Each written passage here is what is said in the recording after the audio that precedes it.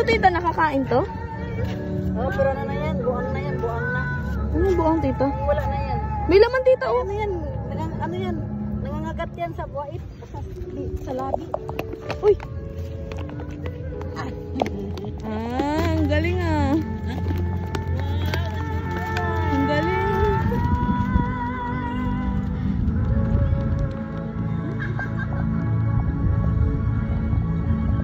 Ewan ko na lang pag binalik na yan dito. Oh! Sasakay din yan sa motor niya.